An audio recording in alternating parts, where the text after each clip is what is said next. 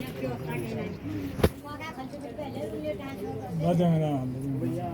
बिशन जी, खंड शिक्षा अधिकारी महोदय और हमारे ग्राम प्रधान जी एवं यहाँ पे उपस्थित मेरे बुजुर्ग, मेरे भाई बहनें, माताएं, आप सभी को मेरा प्रणाम।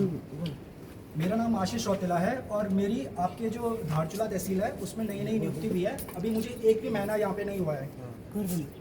तो यहाँ की जो भौगोलिक परिस्थिति है वहाँ मैं पहली बार आ रहा हूँ, लेकिन मैं भी रुद्रप्रयाग जिले से रहने वाला हूँ।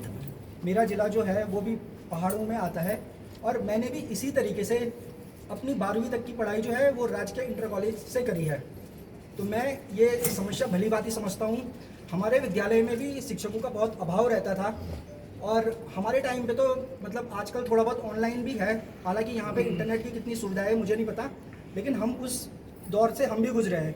तो इसलिए मैं इस चीज़ को भली भांति समझता हूँ। आप लोगों की जो ये समस्या है ये एक स्वाभाविक समस्या है।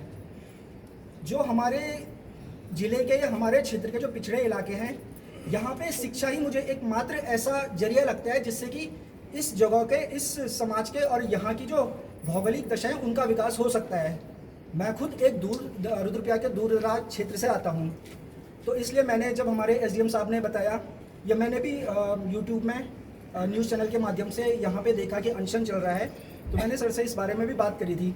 तो सर के द्वारा मुझे बताया गया कि आज वहाँ पे जाना है, तो मैंने कहा कि बिल्कुल ठीक है। मैं तुरंत चला गया और मैं यहाँ पे खंड शिक्षा महोदय के पास गया। वहाँ पे बलवा कोट में भी वहाँ पे लोग उपस्थित थे और उनकी भी यही समस्या थी कि उनके जो वहाँ पे अटल उत्कर्ष विद्यालय है उसमें शिक्षक नहीं थे।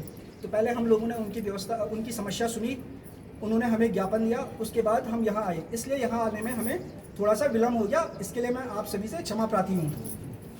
इसके अलावा जब हम यहाँ पे आ रहे थे, रास्ते में जो छोटी मोटी तकलीफ़ें थी वो आप लोगों की समस्या के सामने कुछ नहीं है।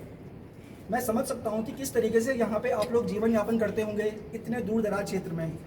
अभी यहाँ पे बिशन सिंह जी ने बताया कि यहाँ की जो छात्र संख्या है वो लगभग 270 और 280 के आसपास है।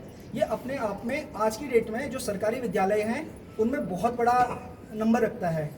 आजकल बहुत सारे ऐसे विद्यालय हैं जिनमें छात्र संख्या बहुत कम है, लेकिन वहाँ पे भी शिक्षकों की अच्छी खासी व्यवस्था है।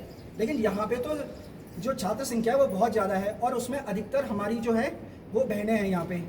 तो इसलिए मैं आपसे, क्योंकि ये शिक्षा विभाग का विषय है, मैं आपसे ज़्यादा तो नहीं कहूँगा कि इस बारे में कब तक आएंगे क्या आएंगे। बस मैं इतना ज़रूर आपको यकीन दिलाना चाहता हूँ कि मैं अपने स्तर से अपने जो मेरे उच्चाधिकारी हैं, चाहे वो हमारे एसडीएम साहब हैं, चाहे वो डीएम महोदय हैं, आप सबकी समस्या को उनके सामने रखूँगा और पूरी कोशिश करूँगा कि यहाँ पे शिक्षकों की बहाली हो सके। और जो लोग यहाँ पे आप कह रहे थे कि अभी कि किसी का ट्रांसफ़र होने वाला है लेकिन कुछ वजह से रोक रखा है, तो उनकी भी बिल्कुल वो व्यवस्था करेंगे कि जब तक यहाँ पे कोई दूसरे शिक्षक ना आते तब तक कोशिश करेंगे। मैं अपनी तरफ से तो यही रिक्वेस्ट करूँगा कि उनको तब तक यहाँ पे रखा जाए। बाकी क्योंकि इस बारे में ज़्यादा तो मैं भी नया हूँ, थोड़ा मुझे भी ढंग से ज़्यादा पता नहीं है।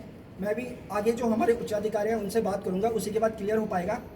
इस विषय में ज़्यादा खंड शिक्षा महोदय आपको बताएंगे कि टेक्निकली जो समस्या आ रही है, शिक्षक जो यहाँ से जा रहे हैं या आगे क्यों नहीं आ रहे हैं, तो बेहतर तरीके से यही बता पाएंगे। तो अब मैं अपने शब्दों को विराम देते हुए खंड शिक्षक महोदय से निवेदन करता हूँ कि वो अपनी बात को यहाँ पे रखें। टेक्निकली इशू आ रहा है ना,